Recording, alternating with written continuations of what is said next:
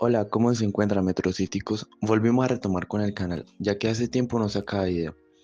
Para esta oportunidad, retomando la dinámica del canal, vamos a hablar sobre temas de transporte público. En este video hablaremos sobre las líneas de bus, pero específicamente de cómo serían ellas si fueran tratadas como líneas de metro, es decir, con corredores para una línea, a diferencia de la mayoría de líneas de bus y RT que pasan diversas rutas por un solo corredor. En primer lugar, se podría decir que no en todos los casos esta fórmula puede servir, debido a la gran demanda en una ciudad, pero en ciudades medianas, pequeñas o ciudades que no tengan como principal fuente de transporte los buses, este sistema puede funcionar, ya que lo que busca este sistema es aprovechar la capacidad del bus al máximo y lograr frecuencias mucho más cortas. Ahora vamos a observar todas las ventajas y desventajas más a fondo. Primero, comencemos con las ventajas. Aprovechamiento de la capacidad del bus. Bueno, como sabemos, en diversas ciudades de Latinoamérica existen sistemas de bus que la apuestan al descongestionamiento de las rutas, creando rutas para dicho propósito, que aunque en teoría es bueno, cabe recalcar que los desplazamientos diarios pueden cambiar por X o Y razón. Y además, este tipo de rutas solo tiene en cuenta los desplazamientos diarios como algo fijo y unos usuarios entre comillas fijos. Este cambio puede generar un aumento de tiempos para los destinos no populares o no tan demandados. ¿Por qué? Porque claramente si una ruta de las creadas para utilizar este corredor está saturada, se le van a destinar más buses. ¿Y de dónde se van a sacar los buses? De la ruta que no tiene mucha demanda, porque no genera igual que un bus de la otra línea. Y no es tan necesario para una línea con poca demanda. Por esta razón, la creación de varias líneas para un solo corredor puede entorpecer y volver ineficaces otras líneas. Pero bueno, mejoramos en algunos aspectos, pero obviamente no todos los usuarios van al mismo destino. Aquí en este caso se tendría que priorizar los destinos más populares y los destinos no populares tendrían que utilizar otra línea para llegar a su destino. Que si vamos con la idea, la otra línea tendría que de igual manera tener una buena frecuencia.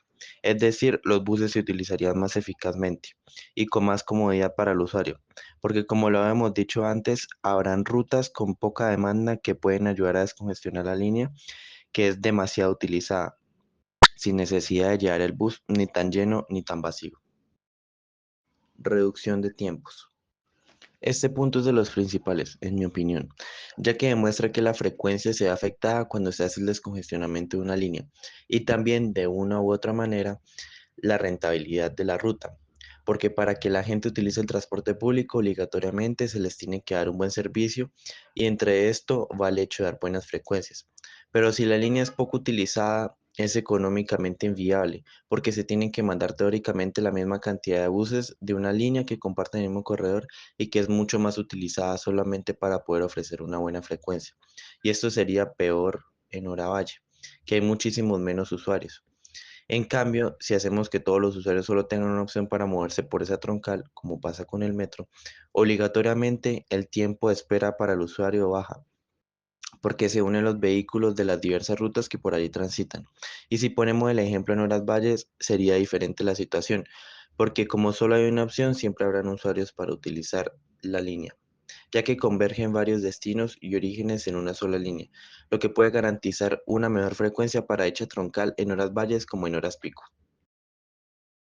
Mejor distribución de los pasajeros.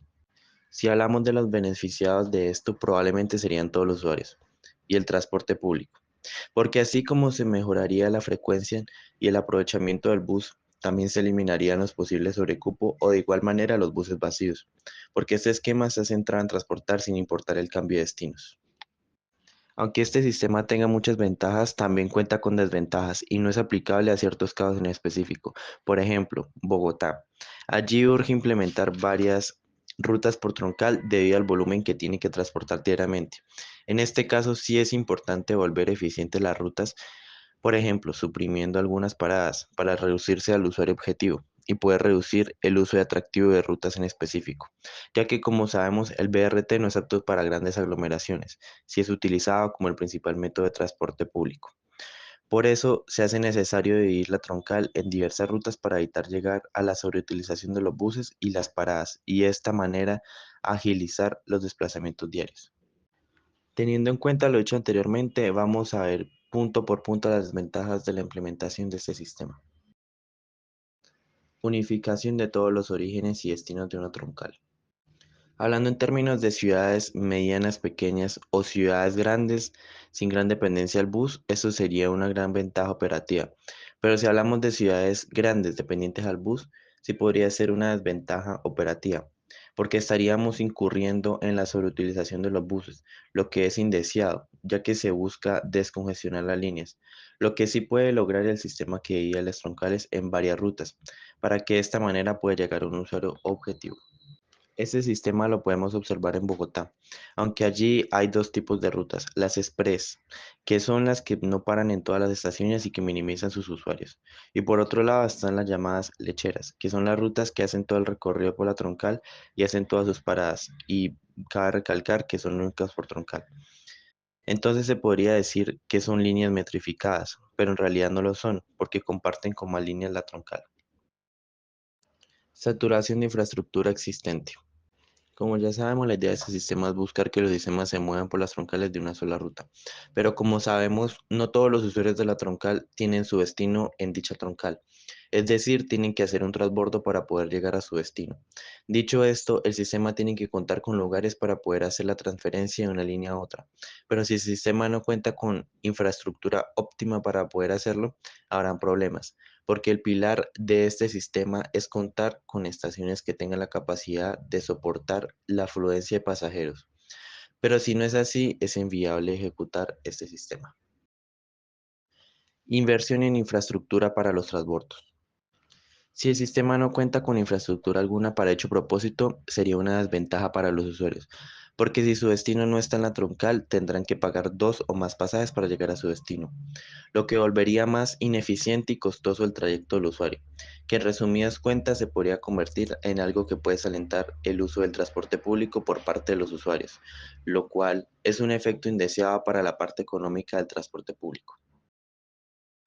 Ya para terminar el video, vamos a comparar algunos aspectos de la metrificación con respecto al modelo convencional de buses. Capacidad. Si bien tendrían la misma capacidad, ya dependería mucho de la inversión y la capacidad de las vías e infraestructuras, ya que no es lo mismo un sistema ART a un sistema convencional de buses. Pero si lo aplicamos a un sistema convencional, claramente aumentaría la capacidad en rutas, ya que se destinan más buses a una ruta, diferente a si se hicieran diversas rutas. Esto en caso de ser una ciudad que tiene déficits a la hora de cumplir una buena frecuencia en sus troncales. Pero de no ser así y en lugar de esto tiene buenas frecuencias y los buses van llenos, no sería buena idea implementarlo. Practicidad y costes. Evidentemente es mucho más práctico el sistema no metrificado, porque no tiene la necesidad de hacer transbordos para poder funcionar correctamente. Pero en contraste, el sistema no metrificado tiene que hacer un esfuerzo mayor para darle una buena frecuencia a todas las rutas, lo que demanda prácticamente el mismo dinero que construir infraestructura para ejecutar el sistema metrificado. Este modelo se centra principalmente en mejorar tiempos y simplificar la operación del sistema en ciudades donde tienen principalmente problemas de frecuencia y cobertura. Cabe recalcar que esta opción es económicamente viable si la ciudad no puede garantizar la cantidad necesaria de buses para cubrir las troncales existentes. Bueno, metrocíticos, hasta aquí el video de hoy. Comenten abajo cuáles son sus opiniones sobre el sistema propuesto. También no olviden suscribirse y activar la campanita para nuevos videos. Planeo sacar un nuevo video cada semana sobre temas de la ciudad. De igual manera, comenten de qué les gustaría que haga el siguiente video. Hasta la próxima, metrocíticos.